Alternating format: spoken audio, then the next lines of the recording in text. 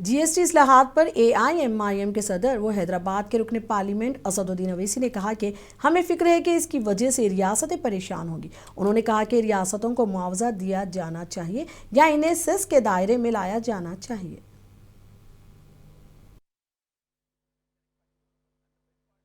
Financial 24-25 में था और non tax revenue dividends including dividends PSU से आता है, आरबीआई से सरप्लसेस, सर्विस चार्जेस, वो आ जाता है 5,45,00,000 करोड़। तो हमारा मानना ये है कि स्टेट्स को तो खाली ग्रॉस टैक्स रेवेन्यू शेयर मिलता है, सेंटर का जो उनके सेंटर जो मिल रहा है सेस एंड सरचार्ज में, वो तो इरोड करता है डिविजिबल पूल के साइज को, और सेंटर रिकॉर्ड सम लेता है सेसेस के ऊपर, fuel, GST, compensation, infrastructure, education, मगर ये डिवाइजेबल पूल से बाहर है। स्टेट्स का तो हिस्सा इसमें नहीं है ना, तो स्टेट्स का नुकसान होगा।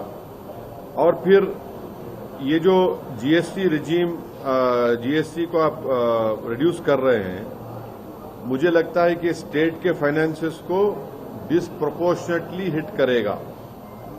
और मिडिल क्लास टैक्स पेयर, आप सब ये बातें हो रही है, टैक्स पेयर का आप देखिए पिछले 6 साल में इनकम टैक्स कलेक्शंस जीएसटी से और कॉर्पोरेट टैक्स से आगे बढ़ चुके हैं।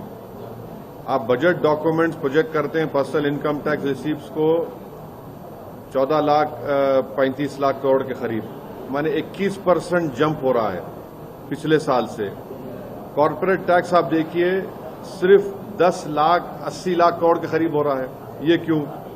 तो जो शेयर है इंडिविजुअल टैक्सेस में टोटल रेवेन्यू का, वो बहुत ज्यादा स्टीपली क्लाइंब हुआ है। अब आप गवर्नमेंट इनकम टैक्स राइज हो रहा है 23% से टोटल टैक्स रेवेन्यू को फाइनेंशियल 2018-19 में 34% में, बाई फाइनेंशियल 25 और 26 में।